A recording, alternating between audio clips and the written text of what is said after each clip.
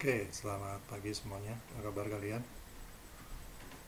Materi pembelajaran kita masih tentang penanganan kita dalam era wabah COVID-19, yang dimana kita pagi ini akan membahas kelanjutan dari materi yang kemarin tentang penanganan secara khusus, ya, penanganan secara khusus di tempat wisata.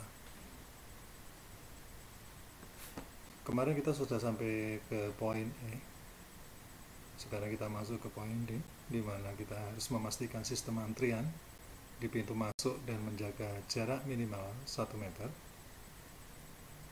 Jika ada event, di dalam ruangan selalu menjaga kualitas udara di dalam ruangan dengan mengoptimalkan sirkulasi udara dan sinar matahari serta melakukan pembersihan filtrasi.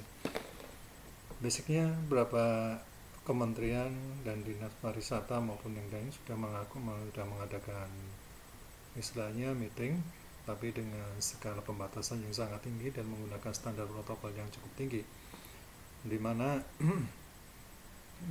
semua pintu meeting biasanya akan di open, tidak seperti kemarin-kemarin yang waktu sebelum ada wabah COVID ini semua pintu ketika ada meeting semuanya di close, tapi mulai setelah ada wabah COVID semua pintu di open, dibuka. Kemudian tamu peserta yang dapat menghadiri langsung pertemuan event sesuai dengan kapasitas venue. Walaupun dengan dari istilah kapasitas venue ini, tapi disesuaikan dengan social distance ya. Yang kemudian mengatur tata letak tempat pertemuan, kursi, meja, atau booth lorong untuk memenuhi aturan jarak fisik minimal 1 meter. Kemudian menyiapkan formulir pemeriksaan dengan resiko COVID-19 secara online. Nah, biasanya di sini secara online ini akan ditraces. Apakah kita pernah melakukan perpergian secara jauh atau minimal daerah-daerah yang sudah terkena istilahnya terkena termasuk termasuk daerah merah atau mungkin termasuk daerah hitam. Basically walaupun sekarang Jogja sudah mulai merah merona ini ceritanya ya, tapi oke, at least nggak apa-apa, kita lanjut saja. Yang penting bagaimana kita menjaga diri kita sendiri. Kemudian menyiapkan sarana pembayaran non tunai. Kadang-kadang kita berpikir kayak mesin EDC, kita pakai kartu, itu adalah pembayaran non tunai. Rupanya kalau menurut CHS ya, pembayaran non tunai tidak seperti itu. Pembayaran non tunai itu seperti benar-benar kita tidak menyentuh apapun. Jadi kita cuma menyentuh handphone kita dan kita cuma dengan sistem barcode saja. Itu yang disebut dengan pembayaran non tunai. Kemudian menetapkan jam operasional sesuai dengan kebijakan yang ditetapkan oleh pemerintah daerah dengan ketentuan peraturan perundang-undangan. Jadi basicnya kalau sekarang ada pembatasan jam-jam meeting, jam-jam pertemuan di hotel itu sekarang mulai dibatasi. Bolehnya dia mulai dari pagi, boleh dari jam 7 itu sampai jam 15. Di atas itu biasanya tidak diizinkan. Kemudian menyediakan event dengan model pengunjung penonton duduk untuk mentaati ketentuan jaga jarak tadi. Kemudian menyediakan makan minum yang diolah dan disajikan secara higienis. Jadi di hotel-hotel sudah mulai menerapkan untuk istilahnya untuk cutleries atau untuk alat makan ini sudah dihigienitas atau sudah disterilkan, dengan biasanya per item ini nanti akan dibungkus dengan plastik. Walaupun hal ini akan memberikan istilahnya akan menambah cost, tapi akan memberikan kenyamanan untuk yang memakainya. Kemudian memberikan sanksi sesuai ketentuan yang berlaku kepada karyawan dan pelanggan yang melakukan pelanggaran, dan memfasilitasi pelatihan terhadap karyawan tentang protokol kesehatan. Kemudian ini kewajiban karyawan.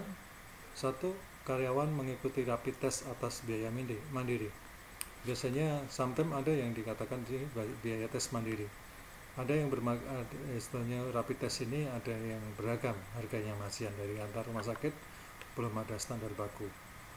Tapi kadang-kadang ada subsidi dari manajemen. Kemudian tidak bekerja jika mengalami gejala seperti demam, batuk, pilek, nyeri tenggorokan, dan harus menggunakan masker atau pelindung wajah selama bekerja atau face shield. Kemudian mengingatkan tamu untuk selalu menggunakan masker dan menjaga jarak minimal 1 meter. Saat tiba di rumah, segera mandi dan berganti pakaian sebelum kontak dengan anggota keluarga di rumah. Kemudian bersihkan handphone, kacamata, tas, dan barang lainnya dengan cairan disinfektan dan meningkatkan daya tahan tubuh dengan menerapkan PHBS, pola hidup bersih dan sehat. Kemudian kewajiban tamu, 1. Menggunakan masker dan atau face shield. Kemudian memastikan diri dalam kondisi sehat sebelum masuk area akomodasi pariwisata. Kemudian menginformasikan kepada petugas terkait atau memisahkan diri ke fasilitas pelayanan kesehatan jika mengalami gejala seperti demam, batuk, nyeri, atau nyeri tenggorokan. Kemudian mencuci tangan dengan sabun pada air mengalir atau hand sanitizer pada tempat yang telah disediakan minimal sebelum dan setelah memasuki area akomodasi pariwisata. Kemudian melakukan pengecekan suhu tubuh di pintu masuk dan tidak memasuki area akomodasi pariwisata jika tubuh 30 lebih tinggi dari ini maksimal 37 derajat 37,3 derajat Celcius. Ini ada rentan waktu pemeriksaan. Ini 2 kali pemeriksaan. Jadi ketika memang kadang-kadang kalau siang ini Jogja luar biasa panasnya, tapi kalau kita suhunya di istilahnya di atas 3 minimal di istilahnya di atas 37,3, ini kita disuruh untuk istirahat selama 5 menit. Diistirahat dulu 5 menit.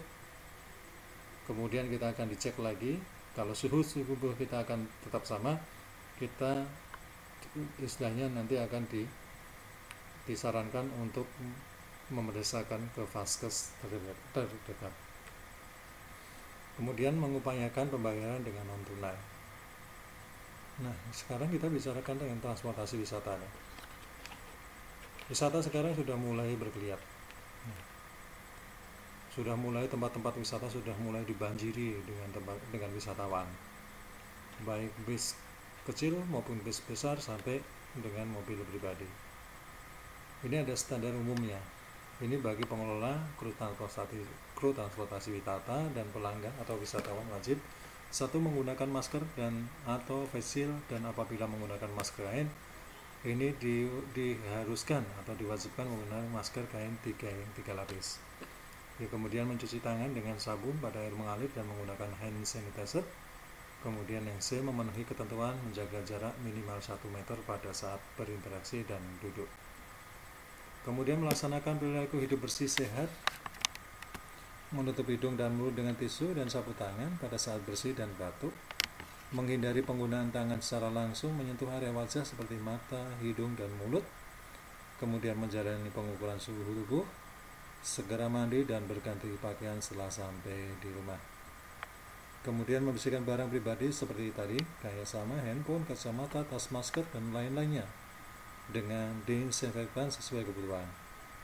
Kemudian bersedia diperiksa oleh petugas kesehatan dalam rangka pencegahan penyebaran COVID-19 dan menghindari kontak fisik saat menyampaikan penjelasan ke tamu. Standar khusus 1. Bagi pengelola wajib melakukan rapid test bagi kru transportasi wisata atas biaya mandiri, atau mungkin kalau nggak mandiri biasa dibiayai oleh manajemen. Kemudian menyiapkan petugas untuk mengawasi agar kru transportasi wisata dan pelanggan wisatawan mengikuti protokol tatanan kehidupan era baru, yang kemudian menyediakan sarana pencegahan COVID-19 meliputi 1. Tempat mencuci tangan dan perlengkapan dan atau hand sanitizer di area transportasi wisata dengan jarak yang memadai. Kemudian alat pengukur suhu atau termogan atau thermoscanner dengan jumlah yang disesuaikan dengan jumlah unit transportasi dan wisata. Kemudian masker bagi pelanggan wisatawan diberikan secara gratis ataupun berbayar. Oke teman-teman semua, silakan nanti kalau ada pertanyaan kita buka forum di EMS-nya, di LMS ya. Kalian boleh menanyakan sesuatu di situ. Tapi saya mohon ketika kalian sudah menanyakan di LMS, nanti saya dijawab atau melalui grup WA. Jadi saya bisa langsung membuka istilahnya menjawab di situ, ataupun nanti akan saya buka di LMS-nya. Terima kasih atas pertemuan kali ini. Saya tutup. Assalamualaikum warahmatullahi wabarakatuh.